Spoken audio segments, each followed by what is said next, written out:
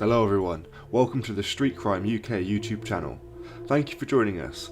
Please don't forget to like, share and subscribe for more exciting true crime content. Today we look at a mum of two who has told a jury of the moment she struck out at her lover during a drunken fight at her Margate home. Janice Carter, 28, claimed that she had suffered years of physical and verbal abuse by her 30-year-old ex-husband Kevin Carter. He was found dead at the flat in Swin Road just hours after being released from a prison sentence for driving offences. Canterbury Crown Court heard how his body had been discovered with 21 knife wounds. The couple were still together despite divorcing 2 years earlier, and the jury was read Mr. Carter's love letters penned from his cell just days before his death, in which he said he wanted to remarry and have more children. But Janice, who denies murder, told the court that she lived in fear of the man she claimed had regularly beaten her. Despite the beatings, she told the jury that she frequently forgave him after he apologised, because I loved him so much. In October last year, Mr. Carter had been released early from a 180-day sentence on condition that he was electronically tagged. But when security officials arrived to fit the monitoring device, the pair, who had been drinking beer during the afternoon,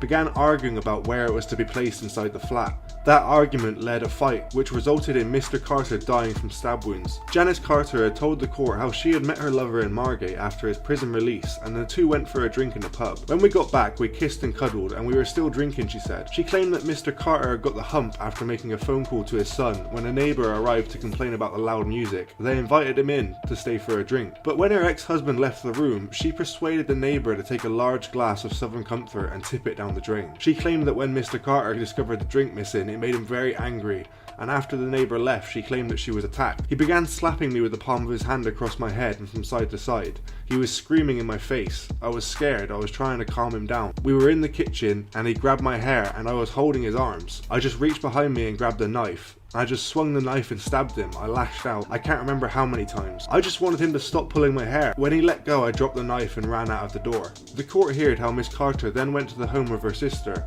Michelle Cheney, in Zion Place, and told her, "I've killed him. I've stabbed him. I think he's dead." Her brother-in-law went to the flat and found Mr. Carter lying on the kitchen floor with a knife nearby. A pathologist discovered some of the knife wounds had penetrated his heart and lung and severed an artery. Miss Carter, 28, wept as she was told that she'll serve at least 12 years before she's eligible for parole. She plunged a kitchen knife through the heart of her 30-year-old lover Kevin Carter during a frenzied attack at their home. Blonde-haired Carter, who admitted stabbing her ex-husband in self-defense, denied murder, but knifed him 24 times after a reunion between the couple turned sour during an argument. Passing sentence Judge Adele Williams told her, "It started out as a defense, but turned into an attack. The pair had a long history of alcohol-fueled domestic violence.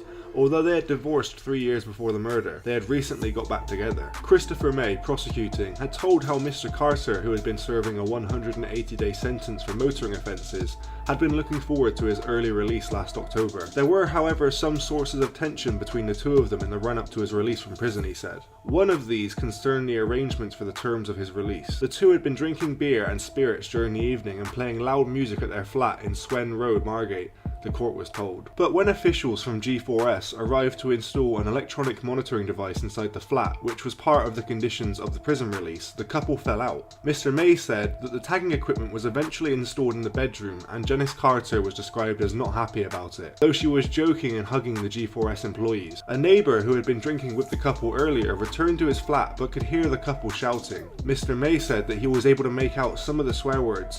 He could also hear Janice's voice getting louder, and it sounded like there was a full-blown argument between the two. Between 8 PM and 8:20 PM, the neighbour heard 3 hollow thumps and Mr. Carter shouting. There was another hollow thump after that, and there was no more shouting, Mr. May said. After 10 minutes, he heard an internal door slam, and after that, just the sound of music. At 9 PM, the music suddenly went off. The prosecutor added that Miss Carter had gone to the home of her sister, Michelle Cheney, in Zion Place, and told her, "I've killed him, I've stabbed him, and I think he's dead." Her brother-in-law went to the flat and found Mr. Carter lying on the kitchen floor with a knife nearby his side. Miss Carter told her sister, "I didn't mean it. I didn't mean to do it. I never hurt anyone. Michelle, I said to Kevin, please wake up, but he just wouldn't wake up." What do you think about Miss Carter's story? Do you think it was really defense after 21 stab wounds, even one through the heart? Thanks for joining us today. If you enjoyed the video, don't forget to give it a like and a share, and leave any thoughts or suggestions you have in the comments section. We love to read through them all.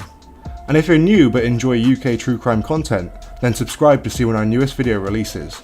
And as always, stay safe.